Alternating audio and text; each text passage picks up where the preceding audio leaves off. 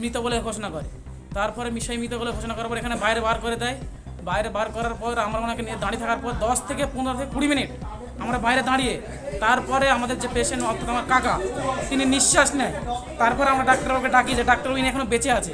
চিকিৎসায় গাফিলতিতে রোগীর মৃত্যুর অভিযোগকে কেন্দ্র করে উত্তেজনা, ভাঙচুর নদিয়ার তেহট্ট মহকুমা হাসপাতাল। পরিস্থিতি সামাল দিতে ঘটনাস্থলে পুলিশ। স্থানীয় সূত্রের খবর, শ্বাসকষ্টজনিত সমস্যা নিয়ে তেহট্টর জিতপুর এলাকায় মোহাম্মদ ইসমাইল শেখ নামে একজনকে নিয়ে আসা হয় তেহট্ট মহকুমা হাসপাতালে। রোগীর পরিবারের সদস্যের অভিযোগ, তড়িঘড়ি হাসপাতালে নিয়ে আসা হলেও সেখানে এসে কোনো চিকিৎসকের দেখা মেলেনি। কিছু সময় পরে কর্তব্যরত একজন চিকিৎসক আসেন। তিনি ওই রোগীকে আইসিইউতে ভর্তি করেন। সেখানেই এদিন ভোর রাতে মৃত্যু হয় তার। আর তাতেই ক্ষোভে ফেটে পড়েন আত্মীয় পরিস্বজনরা। রোগীর পরিবারের ক্ষোভ হাসপাতালে সামগ্রিক ব্যবস্থা পরিকাঠামো নিয়ে। পরিবারের সদস্যের আরও অভিযোগ, সঠিক সময় চিকিৎসা শুরু হলে রোগী মারা যেত না। হাসপাতালে পৌঁছানোর পরেও দীর্ঘক্ষণ ফেলে রাখা হয়েছিল রোগীকে, এমনটাই অভিযোগ তার পরিবারের সদস্যদের। এই সমস্ত অভিযোগকে সামনে রেখেই এদিন হাসপাতালে দীর্ঘক্ষণ বিক্ষোভও দেখান পরিবারের সদস্যরা।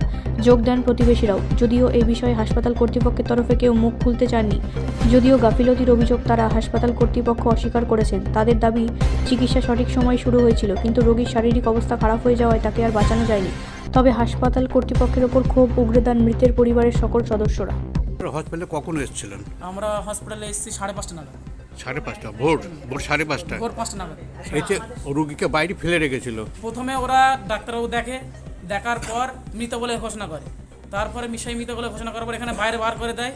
বাইরে বার করার পর আমরা ওনাকে নিয়ে দাঁড়িয়ে থাকার পর 10 থেকে 15 থেকে 20 মিনিট আমরা বাইরে দাঁড়িয়ে, তারপরে আমাদের যে পেশেন্ট অর্থাৎ আমার কাকা তিনি নিঃশ্বাস নেয়। তারপরে আমরা ডাক্তারবাবুকে ডাকি যে ডাক্তারবাবু ইনি এখনো বেঁচে আছে।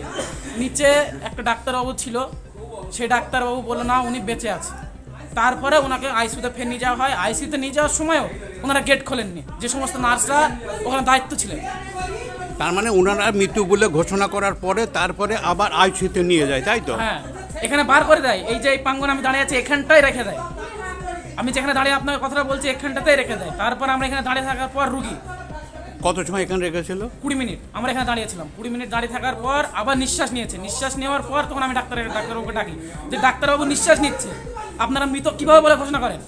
তখন ডাক্তারবাবু আবার দেখে বলে যে না এখনো জীবিত আছে। তারপর ওই ডাক্তারবাবু আইসিইউতে দিল। বললেন যে হচ্ছে ওর নাম কি বললেন? ইসমাইল শেখ, বাড়ি জিতপুর। বয়স 35। 35 বছর বয়স। আপনার নাম? আমার নাম সাহিল শেখ, বাড়ি জিতপুর। ওটা আমার ছোট কাকা। ব্যুরো রিপোর্ট, রাষ্ট্রীয় প্রচার বাংলা।